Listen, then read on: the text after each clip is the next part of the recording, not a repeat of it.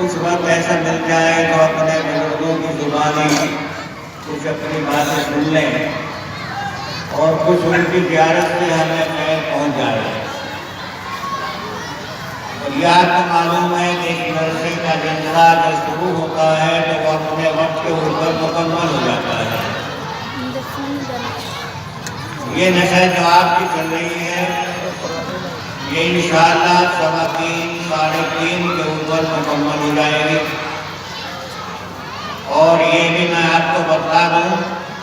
کہ ہمارے قریب میں جو مسجد ہے جس میں مدرسے والے بھی اپنی نماز ادا کرتے ہیں، اس کے اندر جو جماعت ہوگی وہ جلسہ پورا ہونے کے بعد ہوگی۔ اس لیے آپ بے فکر یہاں بیٹھے رہیں، امام صاحب یہیں پر ہیں، اعلان کر دیا گیا 3:30 کے بعد میں وہاں پر انشاءاللہ جماعت سے نماز پڑھی جائے گی۔ کرم ہے آپ کے اوپر اور ہمارے اوپر ہمارے ان بزرگوں کا جو اس طریقے سے اپنی ذمہ داری چھوڑ کر کے جہاں ہزاروں علم دین لینے والوں کی جماعت ملک سے باہر ملک سے ان کے انتظار میں بیٹھی رہتی ہے، لیکن یہ حضرات یہاں آپ کے یہاں بستیوں میں گاؤں میں تشریف لے آتے ہیں۔ ہمارے محترم استاد، آپ کو تعجب ہوگا کہ میری عمر بھی اس وقت تقریباً 80 کو پہنچ گئی، تو ہمارے استاد جنہوں نے اس مدرسے کے اندر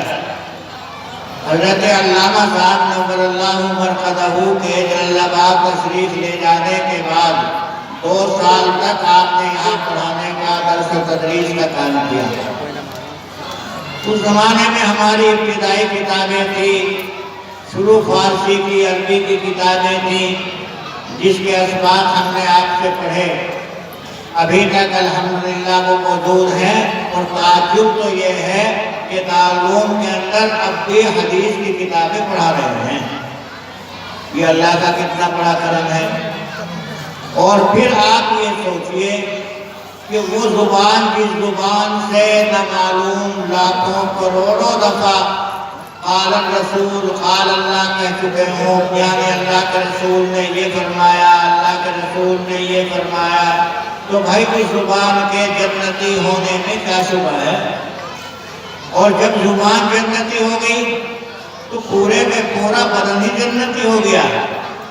یہ نہیں ہوگا کہ زبان تو جنت میں چلی جائے اور یہ پیر کہیں اور چلے جائے، یہ نہیں ہوگا۔ حدیثوں میں بہت ساری اس کی مثالیں ملتی ہیں۔ فرمایا اللہ کے نبی صلی اللہ علیہ وسلم نے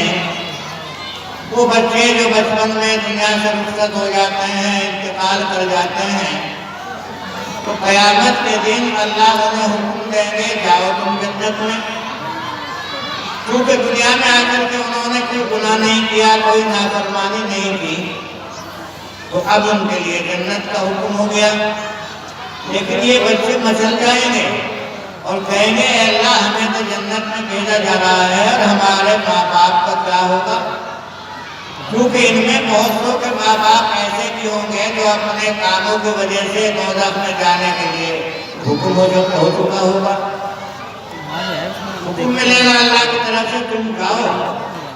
تمہارے ماں باپ انہوں نے ایسے کام نہیں کیے کہ ہم ان کو جنت میں بھیجیں،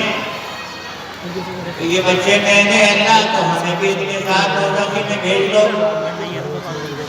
اب ایک منصف حاکم، انصاف کرنے والا حاکم کبھی یہ حکم نہیں دے گا کہ ایک آدمی کو بری کر دے اور پھر وہ اسے جیل کے اندر بھیجے۔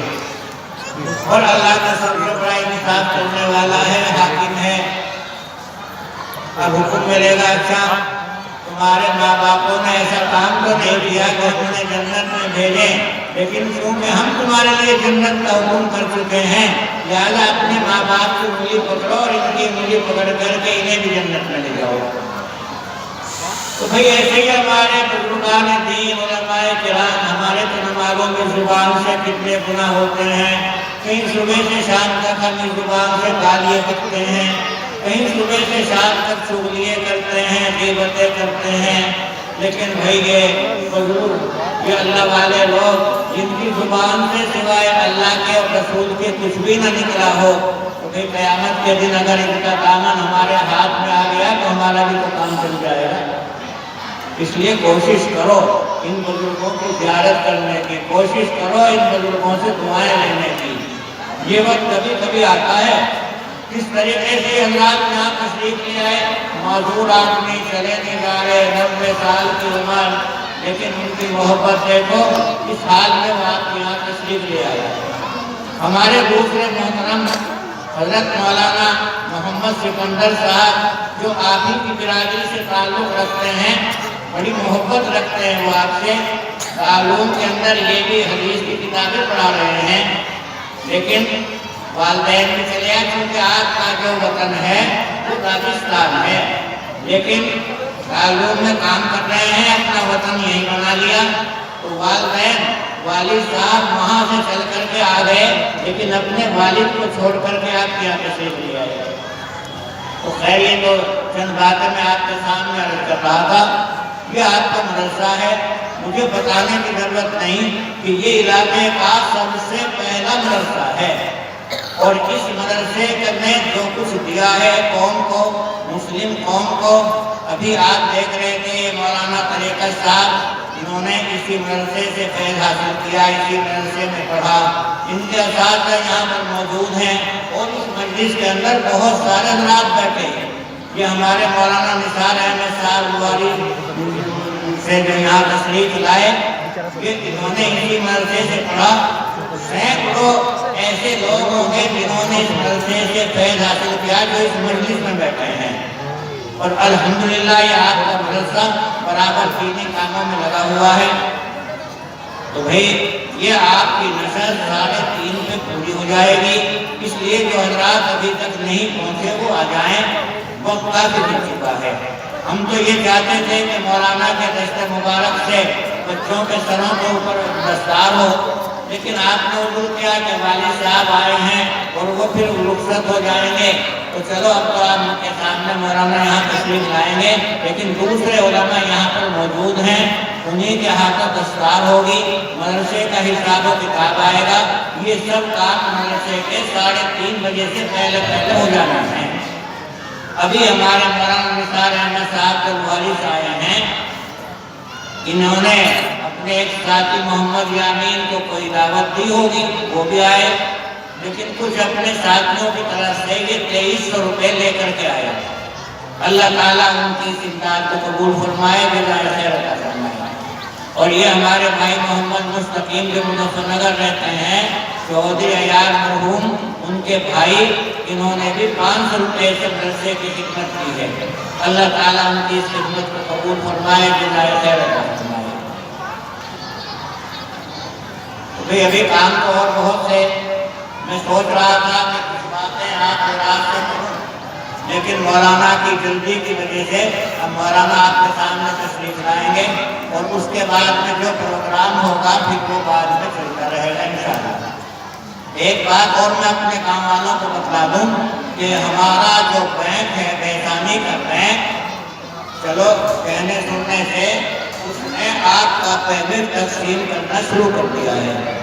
اور اس کا کہنا یہ ہے کہ لینے والے آتے رہیں تو میں 5 بجے تک بھی پیمنٹ کرتا رہوں گا۔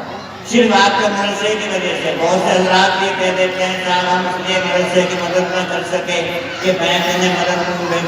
پیسہ نہیں دیا، تو بھی اس نے جو ہے